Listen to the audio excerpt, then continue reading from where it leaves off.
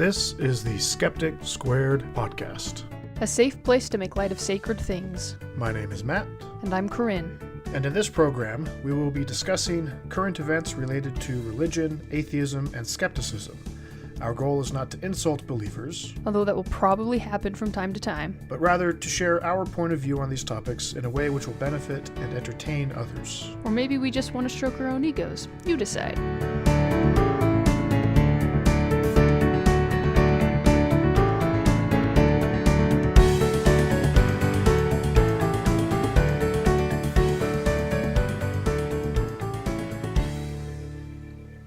Hello, and welcome to the Skeptic Squared podcast. Today is June 12th, 2016, and with me is my wife, Corinne.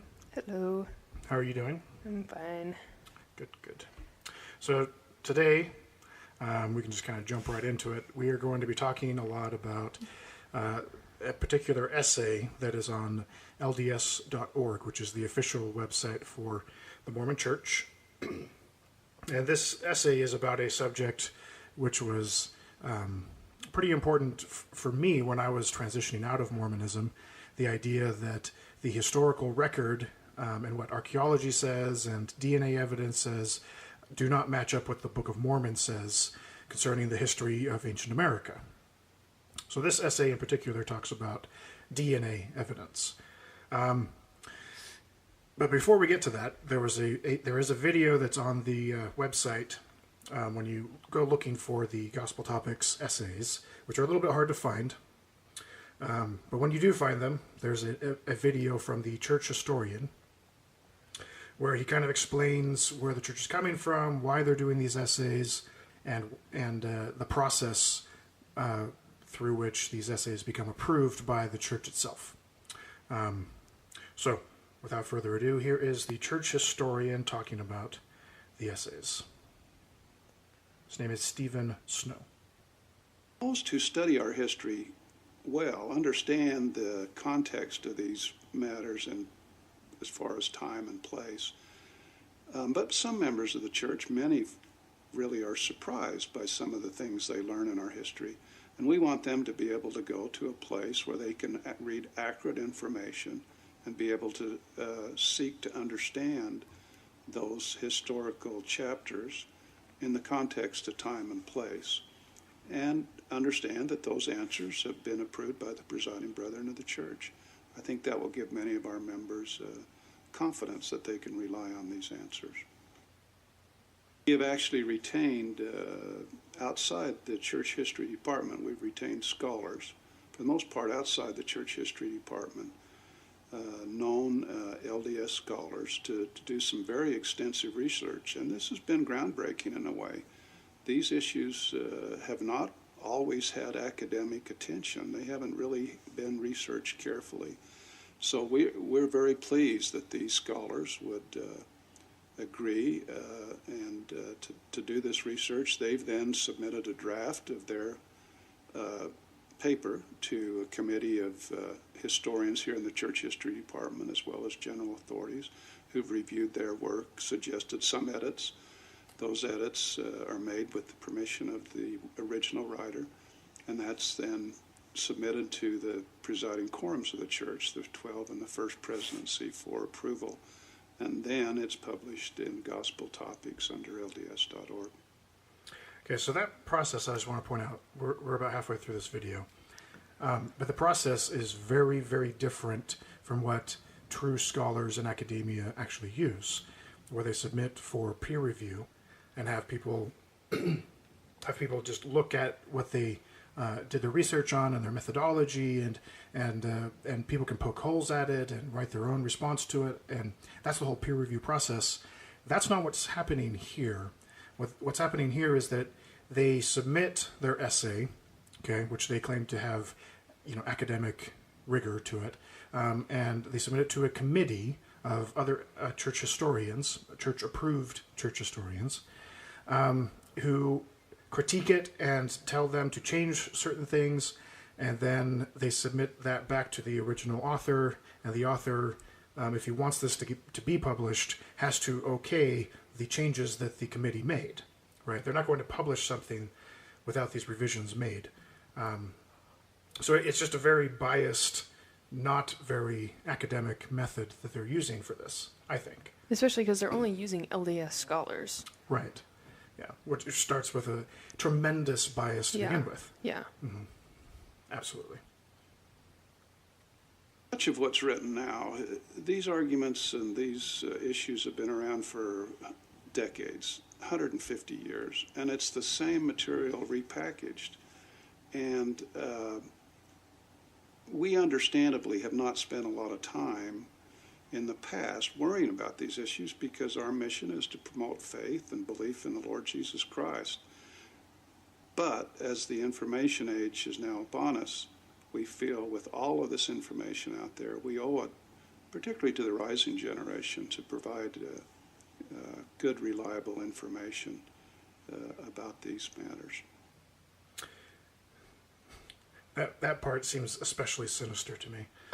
The idea where he basically suggests that studying these subjects is not faith-promoting. That they were focusing on faith-promoting things, and that's why they didn't talk about these things over here, these church history issues. But now that the cat is out of the bag, so to speak, people are getting access to this information from non-LDS sources, so they're not coming through that filtered, biased source. And it's becoming problematic for the church, especially with young people. I mean, we've talked about this, I don't know how many times. Young people have a computer in their pocket that they can check anything that the church says at any time during any of the church meetings, And this is becoming a problem. That's why they're changing the seminary program. Oh, yeah. Trying to focus a little bit more on the doctrine. Stories, I feel, as they're interwoven together, provide a beautiful background or history of the church, or tapestry, if you will, that really is remarkable to look at. If you stand back and view that in its entirety, it's very faith-promoting and inspiring. Now, if you look at it very closely, you may find some threads that you'll have a question about. But if you focus just on the threads that may seem a bit different to you, you're going to miss the beauty of the tapestry, the beauty of all of these stories woven together, which is our history. Doesn't that just sound like the most weaselly way he could phrase that? Yeah. If you focus on the bad things about the church, you're gonna miss the forest for the trees. Like, that's basically what he's saying, right? Yeah. Yeah. So, with that as the preface, let's get into one of these big essays. So this is supposed to be in response, the church's response to people finding out about problems of anachronisms with the Book of Mormon and it claiming to be an accurate history of ancient America. So this essay is titled Book of Mormon and DNA Studies. And one of the things that should be noted about these essays is that there's no author listed. So even though he's talking about these church historians and these outside sources contributing to these things, there are no cited authors for these works, which I find either problematic or, I don't know, another way of weaseling. Right. Well, because these are supposed to be just overviews of the problem as a whole, right? Because then at the bottom in the footnotes they cite, quote unquote, cite probably the scholars that they're talking about. Yeah. But yeah, no, I get it.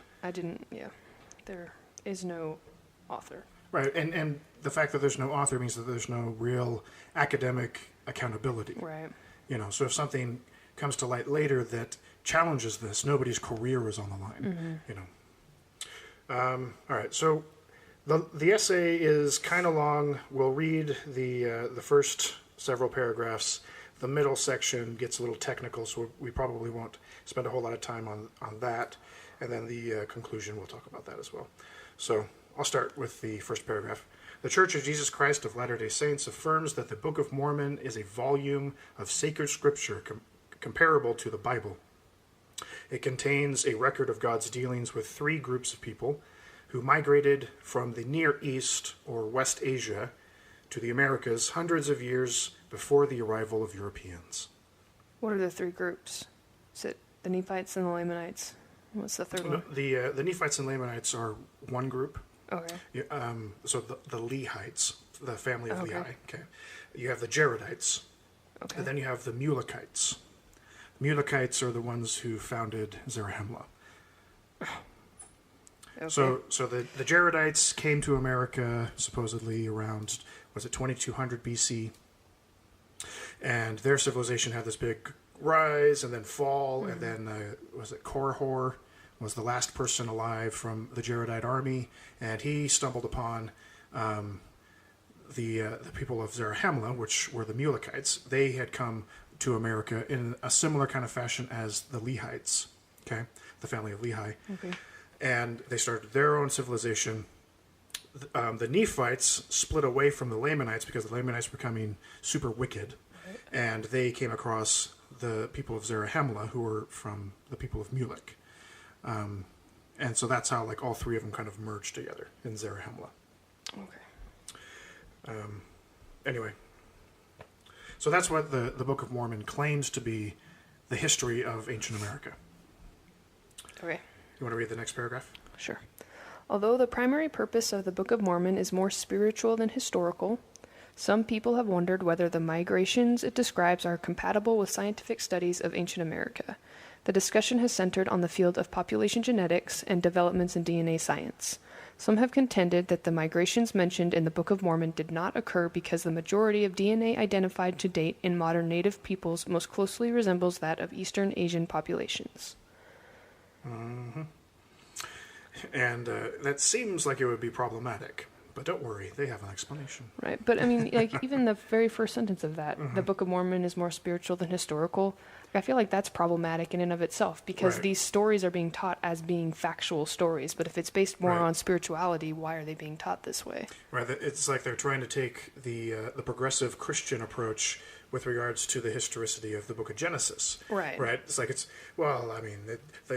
the Earth wasn't created in exactly that sort of way. It's more allegorical. It's kind of a poetry sort Right. of thing, and so they're trying to downplay the idea that this is a history, but you can't escape that with Mormonism. No. Like it spells it out pretty darn clearly, and especially when you get into the teachings of Joseph Smith, like the first thing he did when he had the Book of Mormon published was he went to the Native Americans that he believed or said that he believed were Lamanites, and tried to teach them that this book was for them, and then he tried to convert them to Mormonism. It wasn't very effective, but that's what he tried to do. Continuing on, basic principles of population genetics suggest the need for a more careful approach to the data. So here comes their weaseling. The conclusions of genetics, like those of any science, are tentative, and much work remains to be done to fully understand the origins of the native populations of the Americas. Nothing is known about the DNA of Book of Mormon peoples. And even if their genetic profile were known, there are sound scientific reasons that it might remain undetected. For these same reasons, arguments that some defenders of the Book of Mormon make based on DNA studies are also speculative. So they're trying to say that both directions are wrong. In short, DNA studies cannot be used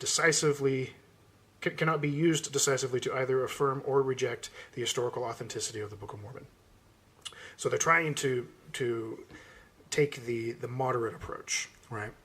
But ultimately what this all comes down to is the argument that gets bandied about absence of evidence is not evidence of absence, right? So they're relying on people kind of adopting that mentality where just because there's no evidence for the Book of Mormon history doesn't mean that it didn't actually happen, right? But we have good reason to think that if the Book of Mormon story was actually historical, that there would be some kind of evidence, even DNA evidence. One of the things that jumped out to me in this paragraph, let's see. Nothing is known about the DNA of Book of Mormon peoples. That, I think, is wrong. Right. If the Book of Mormon is what it claims to be, we do know something about Book of Mormon DNA. They claim that they come from Jerusalem, from a Exactly. specific Yeah. period of time. Yeah, We that's can all we trace need that, to. you know. Yeah. And And they try to talk about how like there's different regions and that kind of thing where Yeah. the different families in the story may have migrated from before they got to Jerusalem, and so their DNA may be mixed with other groups. But you can still make a distinction between the Middle Eastern DNA of the Jerusalem area at large, okay, and East Asian or West Asian, right, which is the counter theory that there was the land bridge 14,000 to 20,000 years ago, and that's where the primary ancestors of the Native Americans came from, you know, and you should be able to make that distinction at the very least. I mean, they're separated by what, 3,000 miles, you know, and thousands of years. But no, they don't touch that. Yeah, especially because today you can trace your DNA back to like Neanderthals. Right. Yeah. Like we can go all the way back to the beginning of when like humans began to exist. Right. And that's actually something that I thought of. Like, wasn't it your grandpa that did his genome? Yeah. Right? He submitted it to one of those I think companies. he just did it through Ancestry.com. So, okay. Because it didn't go that far back. But, I mean, even so, he still had, like... 1% African. Right, yeah, Yeah. like 1% African. So, so the general history of the world, your grandpa is European, okay? And so 100,000 years ago to 200,000 years ago, all of the human race, modern humans, lived in Africa, okay? And then they went from Central Africa to Northern Africa, and then to the Middle East, and then they branched out. Some people went to Europe, which is where your grandpa's lineage would come from. And then another large group went across Asia to, you know, like where the land bridge would be, right? And so there was that division there. And so if your grandpa can see his lineage back to Africa, which would have been, you know, 100,000 years ago, or if, you know, maybe 50,000 years ago, okay? Like, why is it so problematic for us to find the Jewish ancestry of Native Americans if it only happened 2,000 years ago? Right. Why are they the exception? Yeah. Why is there a gap right there? Yeah, but don't worry, this essay has its excuses. Right. But I think it's important to point out, too, that they subtly undermine the scientific world throughout this entire thing. And it starts with them saying the conclusions of genetics, like those of any science, are tentative. Which so it's is like technically automatically, true. yeah, but the way they phrase it, I mean, it makes it plants sound like that it's seed of not- doubt yeah. into the members' minds. And it's like anytime something scientific comes out, they think it still could be really wrong. Right. Well, You know, and that's so exactly, they take it with a grain of salt, and they would rather listen to what the prophets are saying That's because they're exactly- inspired. That's exactly the mentality that I had when I started coming across scientific evidence that came against the traditional Mormon view of creation, and it became very problematic for me. I mean, that's something that we've talked about before on this show. But yeah, it's that idea of putting things on a shelf, so to speak, and just saying, oh, well, you know, eventually there will be an explanation, and eventually God will reveal it to us, and it'll all make sense in the end. We just need to not dwell on the trees so that we can continue to see how wonderful the forest is. You want to read the next one? Yeah. So this subsection is titled "The Ancestors of the American Indians." The evidence assembled to date suggests that the majority of Native Americans carry largely Asian DNA. Scientists theorize that in an era that predated Book of Mormon accounts, a relatively small group of people migrated from Northeast Asia to the Americas by way of a land bridge that connected Siberia to Alaska. These people, scientists say, spread rapidly to fill North and South America and were likely the primary ancestors of modern American Indians. Yeah. Which is something that I rejected for a really long time, even though I was confronted by it several times on my mission. Wait, what did you reject? That people came across the land bridge? Really? Yeah, because it contradicted the Book of Mormon. And people would, like when we would street contact on our mission, we would get into conversations with people and we talk about, you know, the story of the Book of Mormon and how they came from Jerusalem and all this stuff, and that's where the Native Americans came from. And I remember one conversation in particular there was a couple of younger guys, probably about my same age, so early 20s, and they was like, well, I learned in my university classes that there was a land bridge 20,000 years ago, and that's where the Native Americans came from. And so we had this conversation about how reliable science was or whatever, and all that kind of thing. And it's just rationalizations. It's the fundamentalist mind trying to make sense of conflicting evidence, and yeah. One thing that I do want to point out, because they keep mentioning how unreliable these conclusions are, if there were any shred of evidence suggesting that the Book of Mormon peoples did come from Jerusalem, that the ancient Americans came from Jerusalem, they would be all over that. They would be jumping on that bandwagon in a heartbeat. Yep. Even if they weren't LDS. Right. The only reason that they're taking this more moderate, sensible approach is because they know that the evidence is not in their favor. Right. Let's not be too hasty. The Book of Mormon provides little direct information about cultural contact between the peoples it describes and others who may have lived nearby.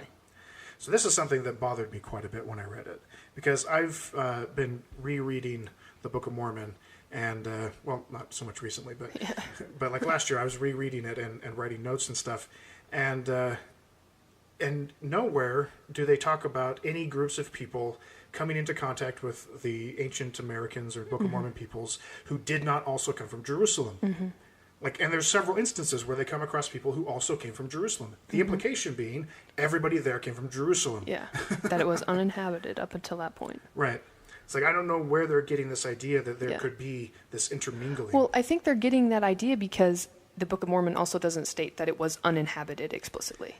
But I think, so they're using the absence of that to claim that it's quite possible and quote-unquote likely that it was inhabited by other people before they came.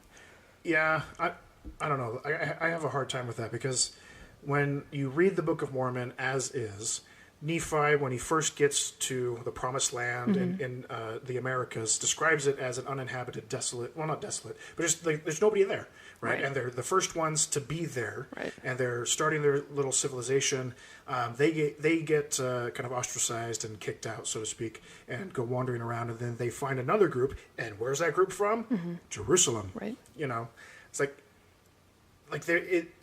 don't know. The idea that there's this huge population of people surrounding them that have nothing to do with their storyline, and there's no real interaction described in the Book of Mormon at all between them and these other people. I mean, that to me is pretty good evidence that the Book of Mormon doesn't suggest that there is this huge population of non-Jewish people running around. No, I totally agree, but I'm just saying that I think that's where they're coming from. Yeah, but I don't know. It's just the apologist mindset trying to rationalize it.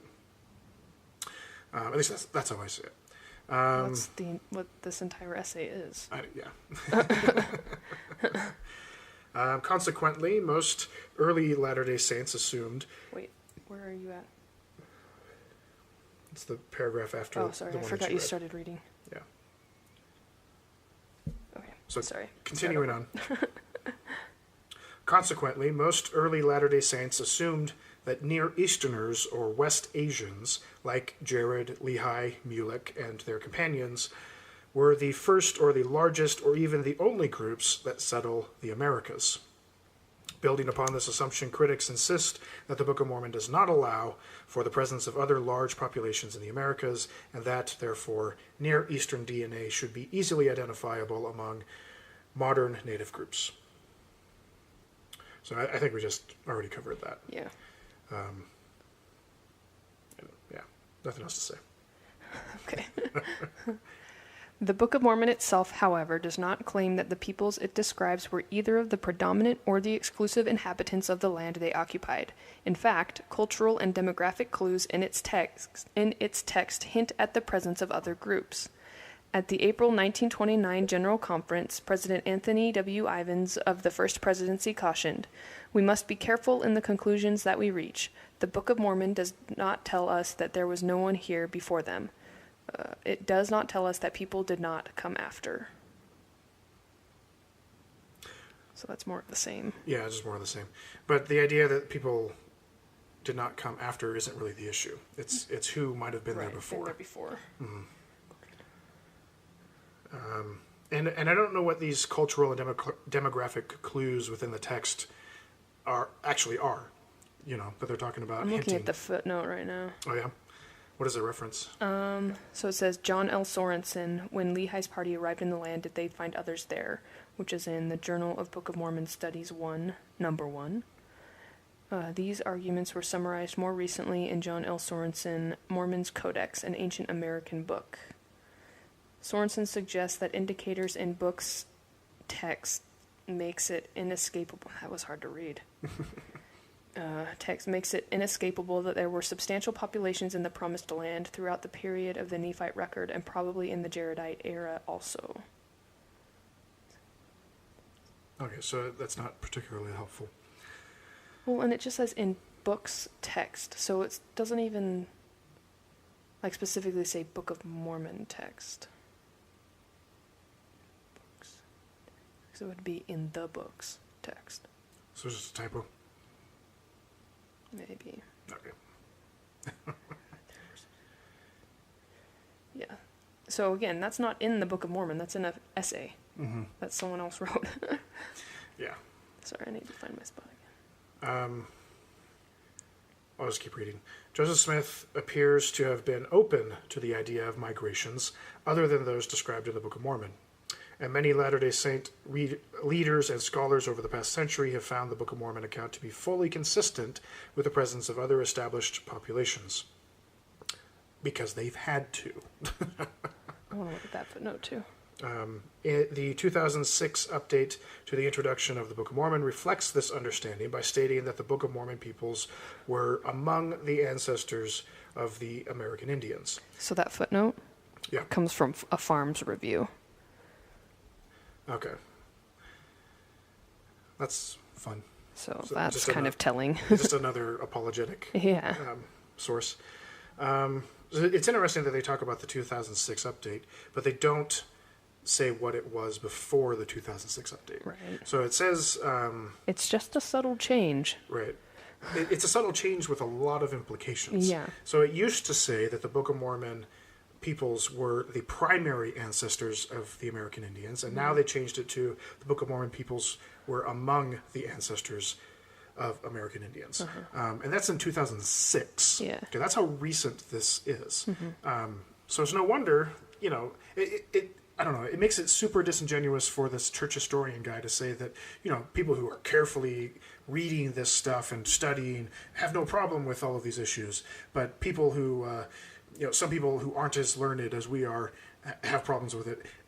Because these are recent changes in what you guys are actually teaching people, It's like I grew up learning that they were the primary ancestors, and that had a lot of implications. And now you're saying that that isn't actually the case, that maybe it's just a small, isolated group, and it's really hard to find this particular needle in this haystack, I don't know. I think it's a way of them kind of minimizing the negative reaction that people are having to church history issues right now. And I find that dishonest.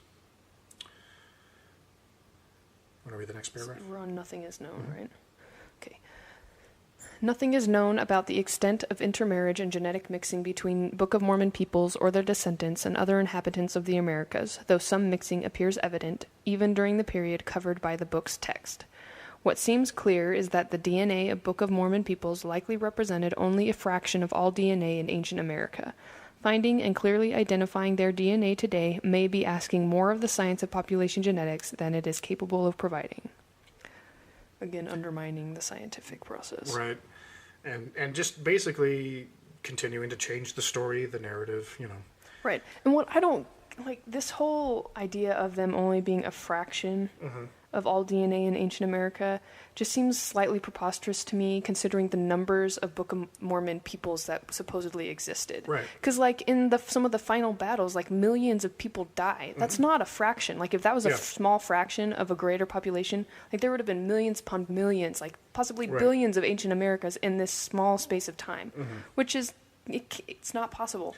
Right. For them to just go completely unnoticed Yeah. in the historical record. Yeah, and to have absolutely nothing like significant to do with Anybody else? anybody else. Yeah. Yeah, I absolutely agree. So this next section is the part that gets a little bit technical. Yeah. We talk about all the different chromosomes and the different types of chromosomes. And Do you understand these three things well enough to just kind of give a brief overview? let's see. So they're talking about the way that, basically what they're talking about is natural selection. They just don't actually call it that. They're looking at the genetic evidence that suggests that natural selection occurs, and which I find more ironic than relevant, I guess. But Which is probably why they don't name it natural selection. right.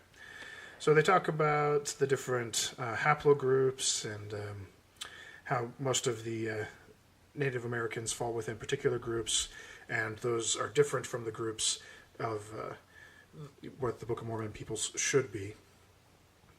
They talk about, let's see, they give an example down at the bottom. Well, I was mostly talking about, like, so they have their three reasons, like the founder effect, genetic drift. Okay, yeah. And, like, can you explain those ones? Especially the founder effect. That one's new to me. I don't really understand that one. Mm-hmm. Well, I kind of do, but not well enough to explain it. Hold on. All right, so basically the founder effect is that it is possible for a small part of your DNA to kind of overtake a population. So, like, if you have a little bit of, let's say, African DNA, then your ancestors will also carry that, and it can take a little bit more of a prominent effect, or kind of take over the DNA a little bit. It's kind of what they're suggesting. At least that's how I understand it. Okay, so here's the part where they kind of explain it. It says, it is possible that each member of the emigrating parties described in the Book of Mormon had DNA typical of the Near East, which would be where Jerusalem is. But it is likewise possible that some of them carried DNA more typical of other regions. In this case, their descendants might inherit a genetic profile that would be unexpected given their family's place of origin.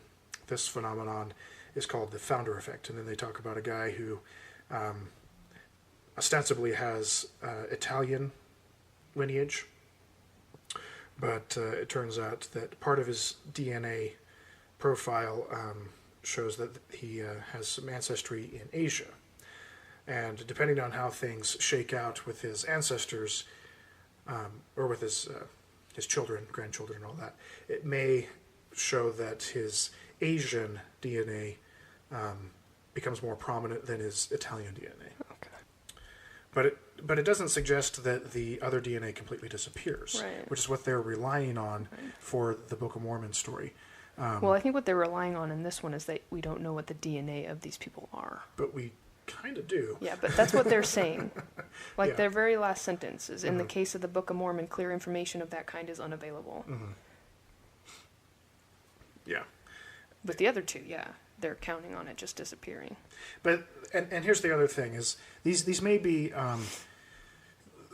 ways that certain genes may be kind of expunged from a particular population, but how much time does it take for it to actually take place? Right. Because the Nephites died out in around 400 A.D. Okay, and then the Spaniards came and found them just a couple centuries after that. What was it, 1400? Right, 1492. Mm-hmm. Right, and then from there. Wait, they were wiped out when? 400? 400 A.D. Okay. So they would have had a substantial amount of time to repopulate Yeah, the if they remaining hadn't been groups, completely wiped out. Yeah, because it's implied that the small group of the Nephites who actually didn't die off were integrated into the Lamanite population, who also came from Jerusalem. Right. Okay, and then 1,000 years passes, and then the Europeans come and kind of take over everything and start intermingling with them.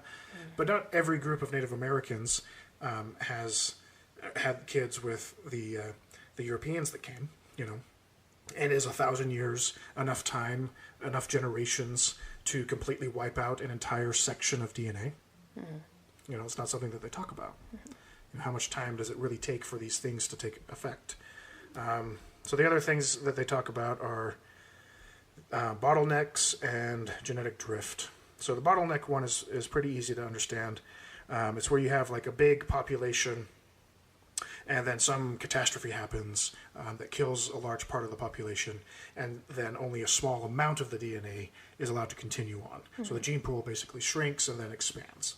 And that can affect the way that DNA comes through. But in order for that to be relevant to this conversation, it has to suggest that all of the DNA from the Jewish ancestry got wiped out, in which case these are not Lamanites and Nephites, like the Book of Mormon says that the Native Americans are, you know, which is why the Book of Mormon was preserved and was supposed to be a record for them. It says it multiple times, right, in the book. You know, if their genetic code, their genetic profile is completely wiped out, then this isn't for them. The Book of Mormon is not for them. Interesting. You know? I didn't put that together. But yeah. You know, like, what's the point? Right. Well, it's for us. It's for the Mormons. It's, you know, Latter-day Saints. But the Book of Mormon says explicitly that this is for the ancestors of Lehi, Nephi, and Laman. Yeah. You know, and in particular Laman, because, you know, the Nephites Right. basically get wiped out. Right. But if all of the Lamanite DNA is gone, they're not exactly Lamanites, are they? The other one, genetic drift, they give an example that kind of explains it. This one actually Their seems... example is weird. The example sounds very similar to the first one. What was it? The founder effect? So basically, well, I'll just read the paragraph. Fill a jar with 20 marbles, 10 red, 10 blue. The jar represents a population. The marbles represent people with different genetic profiles. Draw a marble at random from this population, record its color, and place it back in the jar. Each draw represents the birth of a child. Draw 20 times to simulate a new generation within the population. The second generation could have an equal number of each color, but more likely will have an uneven number of the two colors. Before you draw a third generation, adjust the proportion of each color in the jar to reflect the new mix of genetic profiles in the gene pool. As you continue drawing, the now uneven mix will lead to ever more frequent draws of the dominant color. Over several generations, this drift toward one color will almost certainly result in the disappearance of the other color. But again, they don't talk about how many generations it takes to wipe out a particular genetic profile. Right. Is that something that is known? But yeah, these are, I mean, they're taking real phenomena that happen. They don't talk about the timeline. Right. But you can find, like, the timeline somewhere else? Like that this would supposedly have to happen The in? way that you would track this sort of thing is that you would have to find remains of other people. So like, But it has like been done with other things before.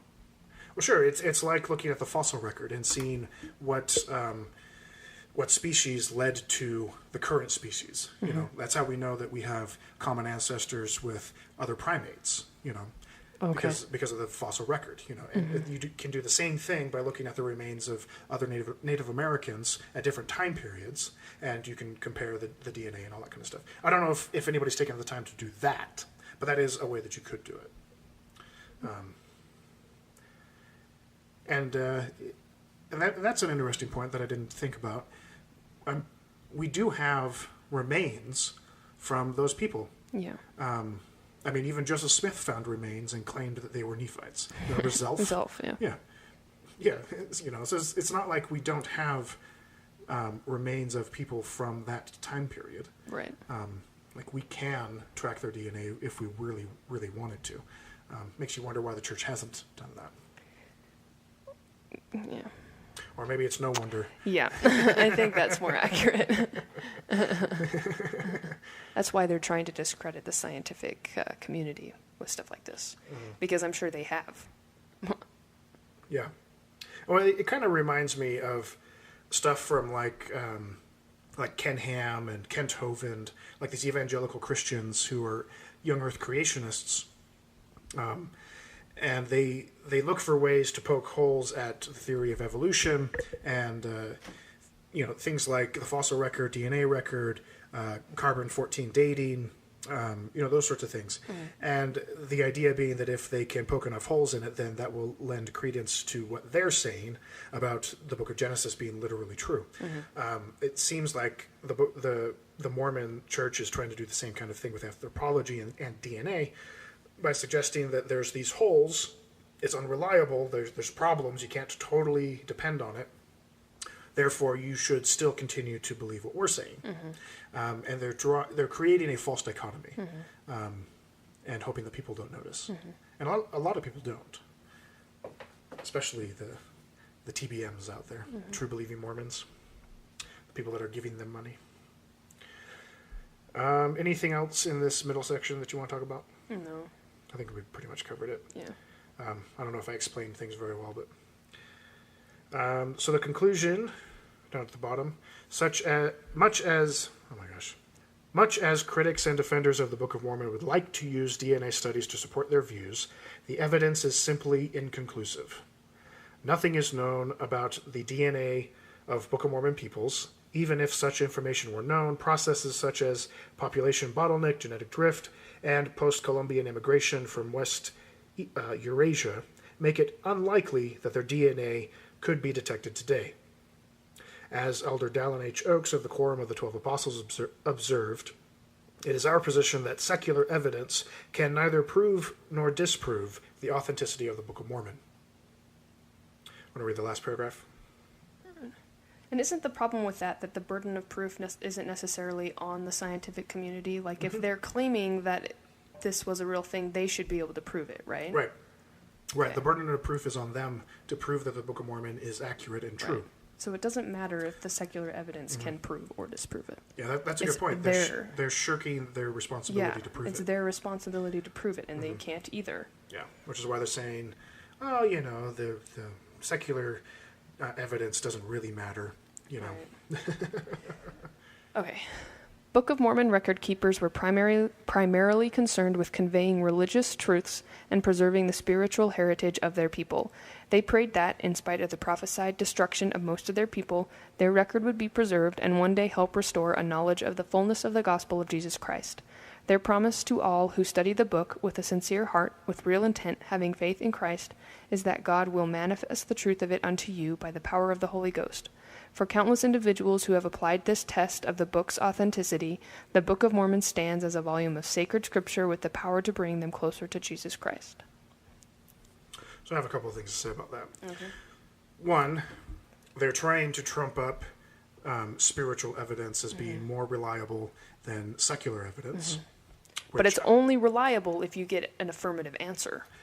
Right, which is the second thing that I wanted to talk about. They say countless individuals have applied this test and blah, blah, blah. Right. And they've come to the conclusion that the Mormon Church is true. Okay. What about the countless individuals who have read the Book of Mormon and not had that experience? Right. I mean, presumably, there's far, far more people who have read the Book of Mormon, maybe not extensively, but read it, and not come to the conclusion that it's true or historically accurate or beneficial in any spiritual sort of way. That was my experience. I tried really hard to have it be true. Yeah. I tried praying about it and doing this whole Moroni's promise thing that they're talking about here at the end, where you ask God if it's true and all that kind of thing. I did that for years. Never got anything nothing happened to me that I couldn't explain through some sort of natural means. Right. Emotion, cognitive dissonance, or confirmation bias. These sorts of things.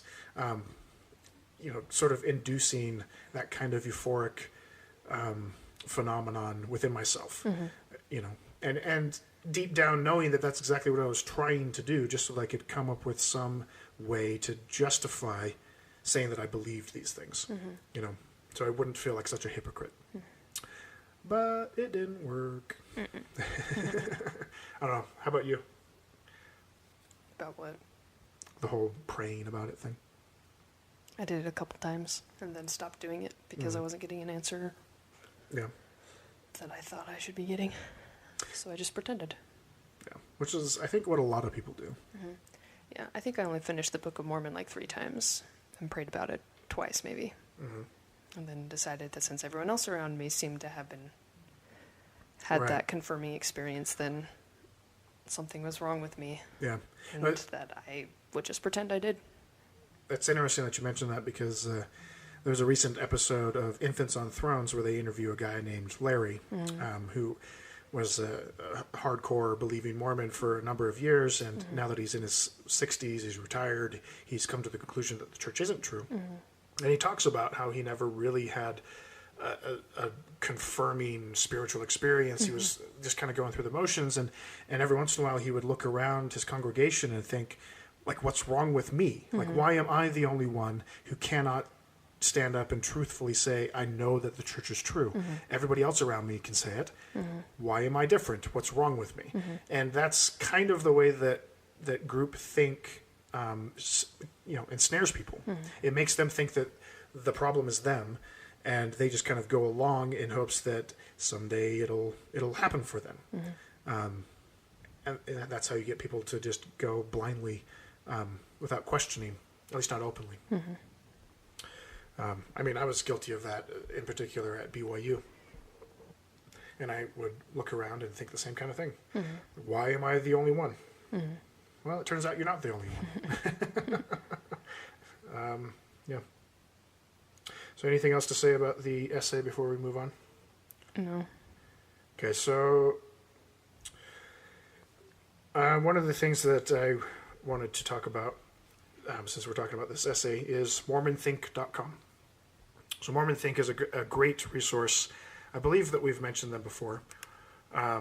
They try to have an impartial view on Mormon church issues. They tend to lean a little bit more against, at least recently anyway. But they started out very much as believing Mormons. And a number of the founding members of the website have been kicked out of the church. Some of them have resigned willingly, but a number of them have been excommunicated or disfellowshipped and all that kind of stuff. But they actually have a section on their website where they talk about these church essays, of which there are several now. And I just thought that we could read their section where they talk about the essay that we just read, because they gave a pretty good response to it. Are you looking it up right now? Yeah, I just got it. Okay. So this is on their website. It's called Book of Mormon and DNA Studies, Response to LDS.org. An essay on Book of Mormon and DNA Studies was added on January 31st, 2014, in the topical guide of the LDS.org website. The essay asserts that DNA studies cannot be used decisively to either affirm or reject the historical authenticity of the Book of Mormon. The essay is found here, blah, blah, blah. The essay contends that there were other inhabitants in the Americas before the Book of Mormon people arrived. The essay does not address many statements from the church and scriptures that contradict this. Many general authorities have written about how no one was in the Americas before the Book of Mormon people. Here are remarks from Apostles Jeffrey R. Holland. This is a snippet from an article called A Promised Land. It was published in the Ensign, which is a Mormon publication, in 1976. Quote, Holy Scripture records that after the waters had receded from off the face of this land, I assume he's talking about the flood, it became a choice land above all other lands, a chosen land of the Lord. Whether the Lord... Wherefore the Lord... thanks. would have that all men should serve him who dwell upon the face thereof. Such a special place needed now to be kept apart from other regions, free from the indiscriminate traveler as well as the soldier of fortune. To guarantee such sanctity, the very surface of the earth was rent. So he's talking about how... Is that why there exists an ocean? Yeah, exactly. And this is a fundamentalist, young earth creationist view that during the flood, the continents divided. So this is when Pangea became no Yes. longer Pangea. Yes. Interesting. Yes. That's what he's talking about. Okay. Okay. And this So is Jeffrey... the floods receded, Pangea still existed. God decided that this part of the land needed to be holy, and so he just split everything. Yeah, Oh, that's how they explain how the Garden of Eden is in Missouri, Right. but everything in the Bible seems to have happened in Jerusalem and the surrounding area, Mesopotamia, because during the flood, everything got split. Okay, and this is Jeffrey Holland. Okay, he's still alive. He's still a prominent figure in Mormon church leadership. Continuing on, in response to God's decree, the great continents separated, and the ocean rushed in to surround them. The promised place was set apart. This part's in bold. Without habitation, it waited for the fulfillment of God's special purposes. With care and selectivity, the Lord began almost at once to repeople the promised land. This part's also in bold. The Jaredites came first, with stories of the great flood fresh in their memories. And the Lord's solemn declaration ringing in their ears, whoso should possess this land of promise, from that time henceforth and forever, should serve him, the true and only God, or they should be swept off when the fullness of his wrath should come upon them. Okay, so that's one. You want to read the next one? Okay. And this scripture from the Book of Mormon, 2 Nephi 1:8, quote, "And behold, it is wisdom that this land should be kept as yet from the knowledge of other nations. For behold, many nations would overrun the land, that there would be no place for an inheritance." So they do actually say that. Yeah. It's implied that there was nobody there. Right. You know? Interesting. Yeah. Nor does it mention how these other people survived the global flood from the time of Noah, which the church teaches as a literal event. Good point. Right? That would have taken ages. So assuming that there was this land bridge and that people from East Asia came across it and populated the Americas before Lehi and his family got there, okay? Somewhere between that time and when Lehi gets there is a global flood. Oh, that happened in between. Yeah. It would have happened before the Jaredites got there. Well, then there wouldn't have been a land bridge. The land bridge is supposed to have happened 14,000 to 20,000 years ago. So in the article, they kind of mention that is the predominant scientific theory. Okay? Right. And they suggest that it might be a possible source for some of the people. Okay. They don't talk about the time frame. Okay. But if that's the case, they would have had to have come before the flood. So how did they survive the flood? Right, but if they came before the flood, then there wouldn't have been a land bridge. Everything would have already been connected. Do you see what I'm saying? I see what you're saying, yeah. Yeah. So it would have had to have happened after the flood. Which, of course, there's no evidence for. That's an interesting point. And it still would have taken a great deal of time to populate enough for that many people to migrate. Yeah, so again, there's just holes all over the story if you're trying to make it fit with real, actual evidence. Yeah. Let's see. So there's one more section, I'll just read it real quick. So this is the DNA response at the bottom. A former bishop and DNA geneticist, Simon Sutherland, is very familiar with this topic and has been writing about it for years. We list his knowledgeable response. The thing is called Response from Simon Sutherland. Also, this excellent podcast. Okay, so these are just more references for ways to do more research. One of the things that was in the essay that we didn't talk about, is in the middle of all of that technical stuff that we kind of glossed over, was they mentioned that there was a published article that suggests that a large portion of Native American DNA comes from the Middle East. As much as a third of the DNA. And this was something that became very popular among certain groups of Mormons. And when we did an article on an episode of, I don't know, a few months ago, we talked about this guy who was talking about all the things that ex-Mormons don't want you to know and all that kind of thing. I forget his name. He has a blog, and we talked about it. And one of the things that I wanted to talk about, but I completely forgot, because, as it turns out, he took it out of the article before we talked about it, so I forgot that it was in there. But he talks about this article and how as much as a third of the DNA comes from the Middle East for Native Americans. And the thing that they fail to mention in the DNA essay on LDS.org and in this other guy's blog post is that this is based on a bone that was found to be something like 24,000 years old. Which, if that's the case, it doesn't match the timeline of the Book of Mormon at all. You know, like the Book of Mormon says that the Jewish DNA came into the Americas no earlier than 2200 BC with the Jaredites. Those people got wiped out. Nephites and Lamanites came in. Nephites got wiped out. The Lamanites stuck around. That's where the source of Jewish DNA would come from for the Native Americans, not from a bone of a person 24,000 years ago. You know, so yeah, so and that's, I don't know.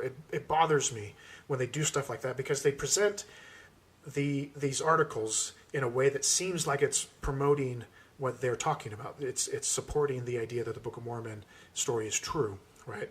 That there's Jewish DNA in the Native American record, but they leave out the important part that makes it very, very clear that it doesn't match the story, that it couldn't possibly be the real source, you know, if the Book of Mormon is true.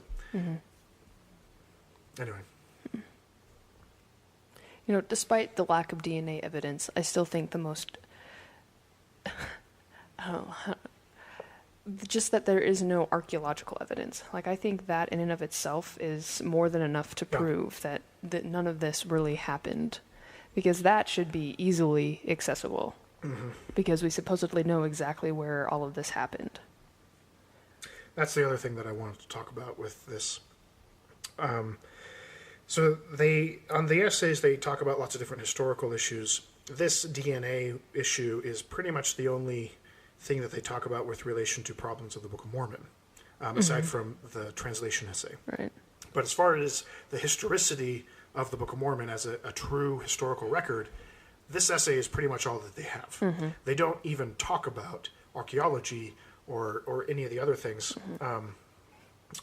When they do that, it makes it sound like the DNA thing is the only issue, Right. you know, which is disingenuous. Right. Because it's It's not the most recent issue, I think. Yeah, it's not the only issue. No. And that's one of the things that I wanted to talk about. So in the CES letter, which is something that we've talked about a few times, Jeremy Runnels. Jeremy Runnels. He has a section where he talks about anachronisms and archaeology and that kind of stuff. So here are a few of the other things that are problematic for the Book of Mormon if the Book of Mormon is to be taken as a true historical record. So things that are mentioned in the Book of Mormon that aren't actually, that don't actually coincide with what the historical record shows. Horses, cattle, oxen, sheep, swine, goats, elephants, wheels, chariots, wheat, silk, steel, and iron. Okay. Those are all things that are mentioned in the Book of Mormon as existing as part of the Nephite Lamanite civilization that spanned at least 800 years. And there's no evidence of any of those things. Okay. And the big ones are, of course, steel and iron, because those are things that Would last. that will last for a fairly long time, you know. Yeah. Here's the section on archaeology. There is absolutely no archaeological evidence to directly support the Book of Mormon or the Nephites/Lamanites, who numbered in the millions. Okay. And not just the Nephites and Lamanites, the Jaredites also numbered in the millions. This is one of the reasons why unofficial apologists are coming up with the limited geography model. It happened in Central or South America. That's more or less the synopsis.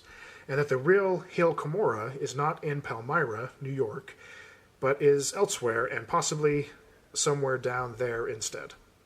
So what that's saying is... begs the question, how did Joseph get the book of the gold plates? Right, because Joseph acted very much like Palmyra, the Hill Cumorah, is where... the last great battle took place, The last great right? battle took place Yeah. for both civilizations, both the Jaredites and the Nephites and Lamanites. So there should be mounds of bones. And steel swords. And armor, chariots and wheels and dead horse horses. remains. Should be all over that hill. All over the place. And the church owns that hill, and they do not allow anyone to do any sort of archaeological digging. at all. Out of respect. Out of Of course, respect. for the holiness of that hill. Yeah. Let's just take it on faith.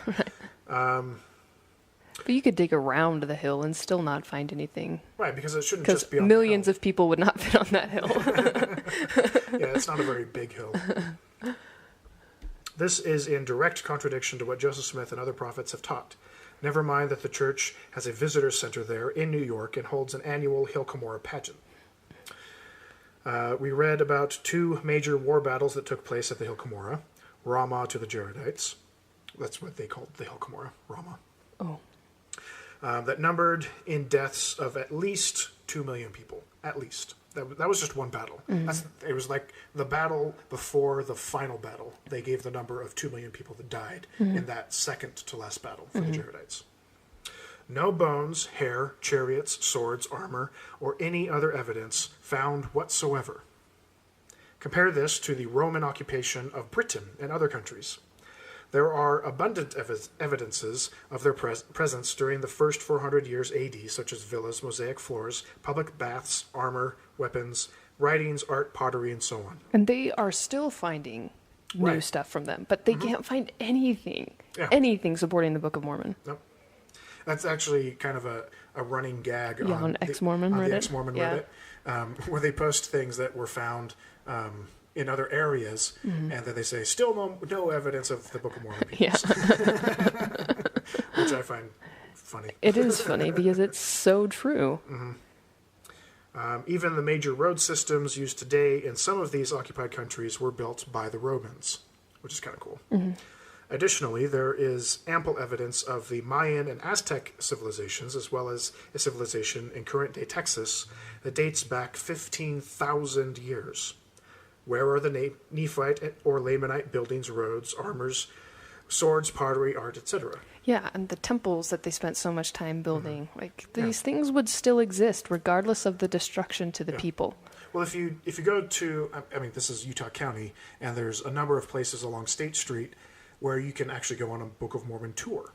And they will take you to the Americas, down in Central and South America, and they will take you to these Aztec temples, Mayan temples, and they will say, these are the temples of the Nephites. Right. That's what they'll tell you. Yeah. But it's absolutely false. Right. That Book of Mormon cruise Yeah, tour. yeah, That was- definitely, yeah. There's a couple of them. Let's see. Latter-day Saint Thomas Stewart Ferguson was BYU's archaeology division founder. Oh, yeah. I think I read about this guy. Let's see. So the organization is called New World Archaeological Funding. The NWAF was financed by the church. NWAF and Ferguson were asked by BYU and the church in the 1950s and 60s to find archaeological evidence to support the Book of Mormon. Okay, this is something that a lot of people know about. Okay, this is what Ferguson wrote after 17 years of trying to dig up evidence for the Book of Mormon. Quote, "You can't set Book of Mormon archaeology down anywhere because it is fictional and will never meet the requirements of the dirt archaeology. I should say, what is in the ground will never conform to what is in the book." So that's what I wanted to talk about for anachronisms. And this is something that bothered me quite a bit when I was transitioning out. I even wrote a blog post on it, talking about the Jaredite battles with steel swords and all these sorts of things, and talking about the argument, absence of evidence is not evidence of absence, unless there should be evidence. Right. And And in the there case, should be evidence. exactly. And in the case of the Book of Mormon, there should be evidence. Right. And the If there fact were that- only like hundreds of people, you might be able to get away with that argument. But not when there are supposed to be like millions of people dying in a single battle. Right, Because that implies there are a larger number of people still alive. right. Yeah, it doesn't make any sense. No. The way that they try to rationalize it this way. Right. And it's problematic for their argument against the DNA evidence. When you really get into the apologetics of the anachronisms, you start to find really weird explanations. Like when it says horses, what it really meant to say was tapirs. Right. You know, stuff like that. It didn't mean a steel sword. It meant a wooden club. I just love looking at the pictures of like the Book of Mormon pictures that we Right. grew up with, and then seeing, instead of the horses, like a tapir. Right, like Captain Moroni is Yeah. riding a tapir. It just doesn't look as majestic. Right. It's the nose. It's the nose mostly. It's just really funny. Yeah, but I don't know. It kind of reminds me of some of the early conversations I had with some of my relatives, where I talked with them about some of my reasoning and how I would change my view based on new evidence and all that kind of stuff. And then I would say, and the only reason that I was making these changes in my view was because I was trying to preserve a belief that I was holding for no good reason, that I didn't have any evidence for. It was built on faith. Mm-hmm. And that is a form of bias. And when you look at all of the evidence without that bias informing your response, all of a sudden there's no Jaredites, there's no Nephites. All of the problems in the Book of Mormon are just because the Book of Mormon isn't true, Mm-hmm. And it becomes a lot more simple to explain, and I think more honest. Yeah. And why would that come with an eternal consequence of damnation? Yeah. When it's not our fault that there isn't any evidence. Yeah.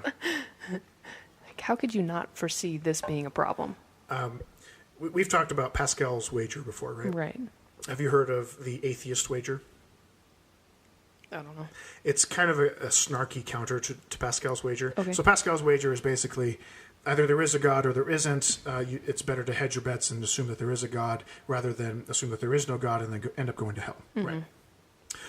The atheist wager is there might be a God. If there is a God, he's testing your level of gullibility.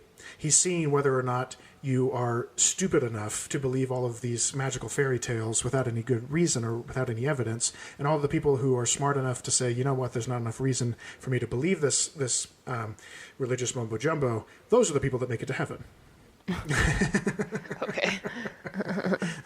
Earth is a test of gullibility. That's basically the counter, which I find funny, but again, there's no reason to believe that that's true. Right. Anyway, anything else? No, I think we covered enough. Cool. Well, that is our show. Thanks for listening. If you would like to contact us, you can email us at skepticsquaredpodcast@gmail.com. And you can check out the show's blog at www.skepticsquaredpodcast.blogspot.com. And we will see you next time on the Skeptic Squared podcast. Bye-bye. See you.